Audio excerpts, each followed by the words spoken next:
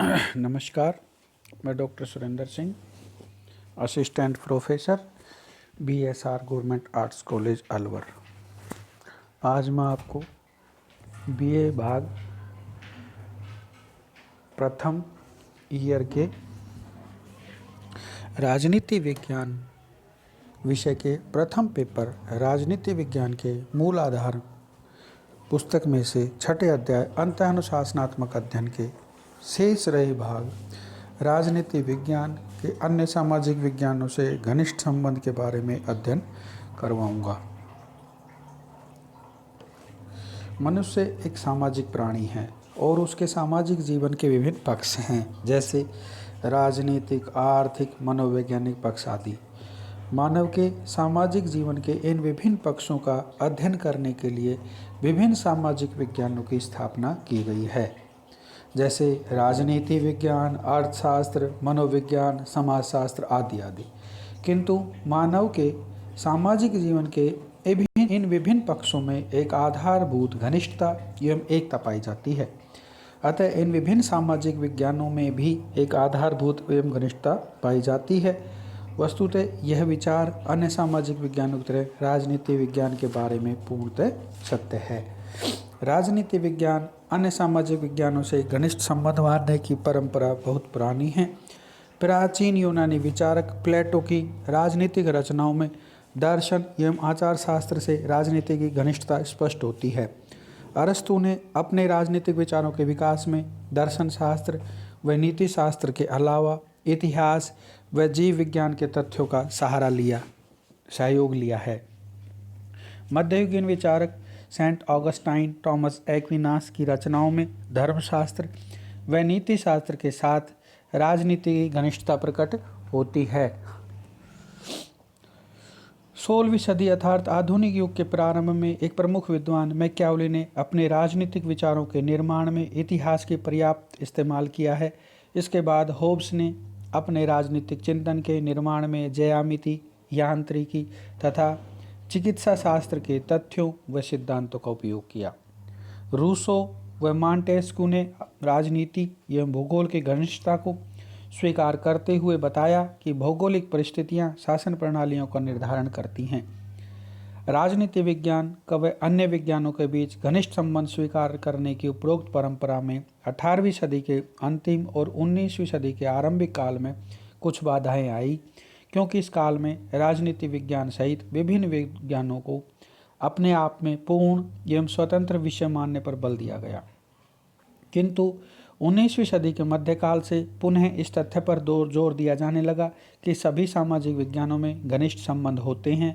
Karl Marx ने राजनीति के अध्ययन में इतिहास व अर्थशास्त्र के योगदान को प्रकट किया और स्वयं राजनीति का विस्तार समाजशास्त्र की सीमाओं तक किया।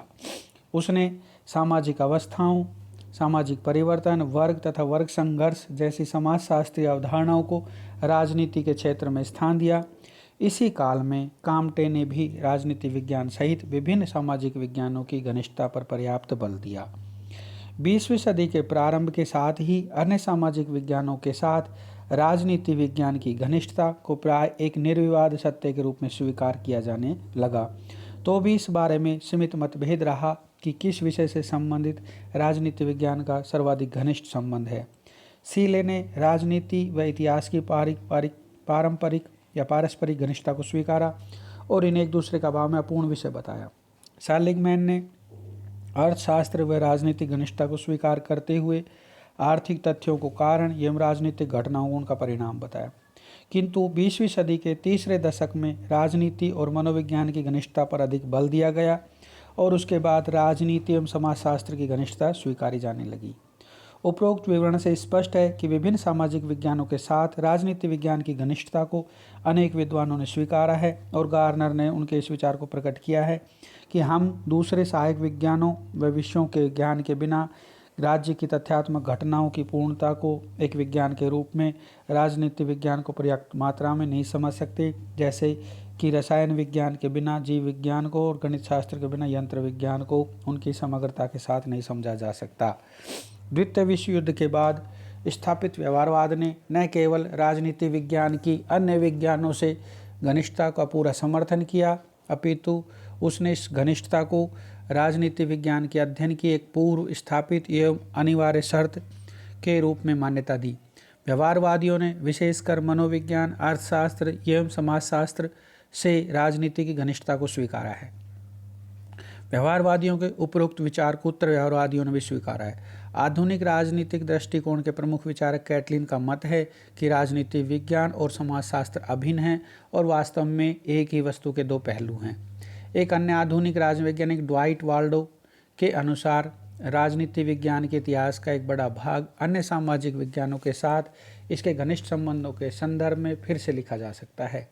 उपरोक्त विवरण से यह स्पष्ट है कि राजनीति विज्ञान अन्य सामाजिक विज्ञानों से घनिष्ठ रूप से संबंधित है।